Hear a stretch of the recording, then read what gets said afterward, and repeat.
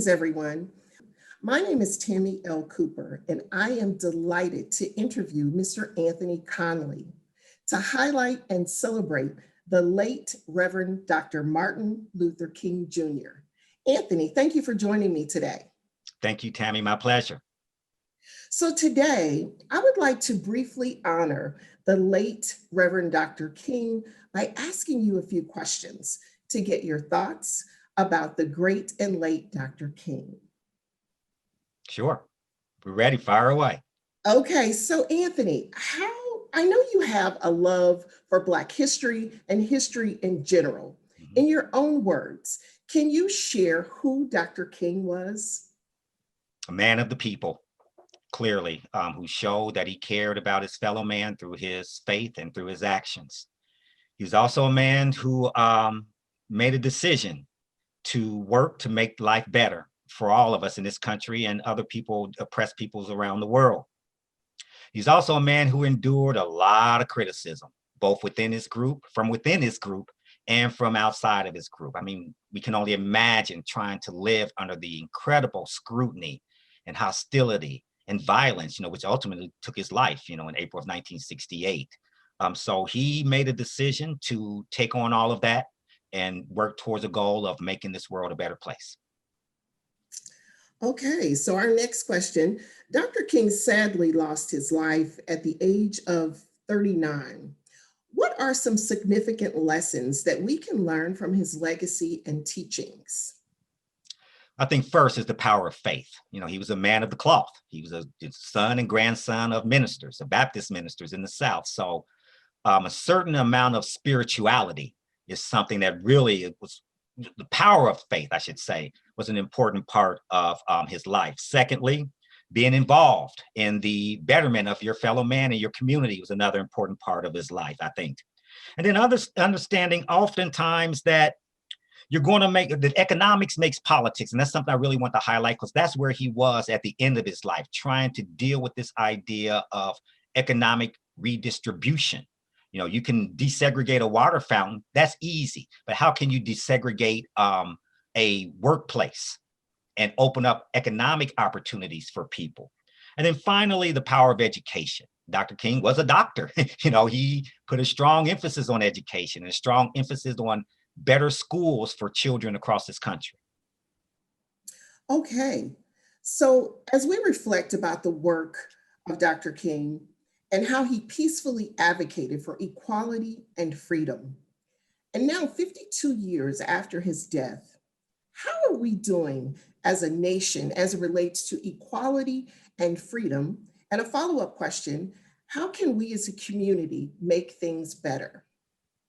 Well, there's no doubt that we've made significant progress since his death in April of 1968. As far as just think, for instance, just in the realm of education again, we now have more opportunities than ever, like Tammy, to be professors at universities.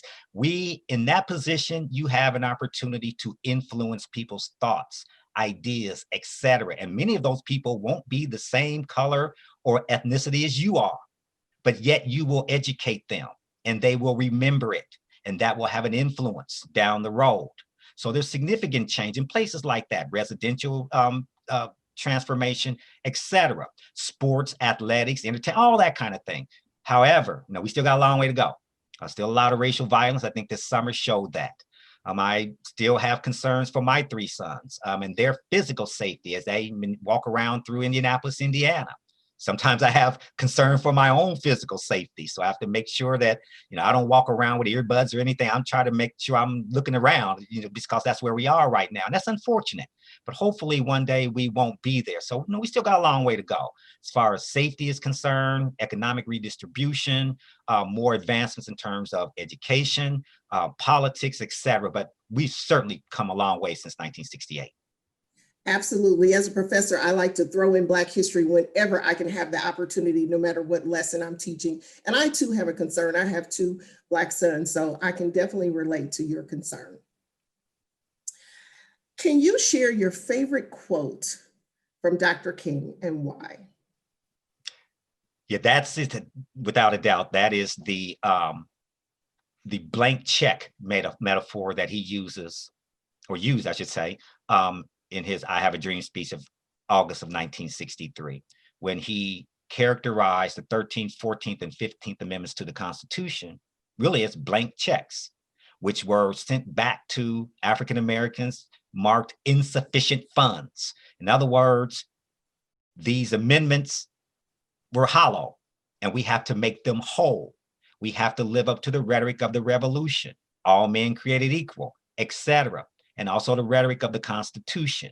So that blank check metaphor really resonated with me.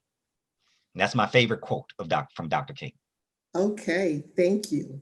And then my final question, Anthony, how can we honor and celebrate Dr. King's legacy on a daily basis? I think the first thing we have to do is be good neighbors.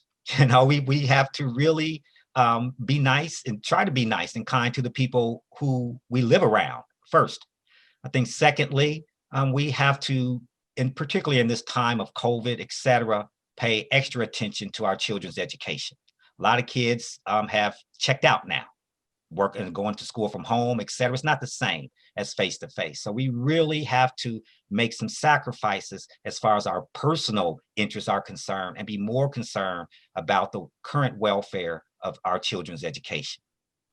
Okay, so being a good neighbor and putting education first are definitely going to be important. And So, also being involved in your community. Pick a cause. Pick a yes, cause and become involved.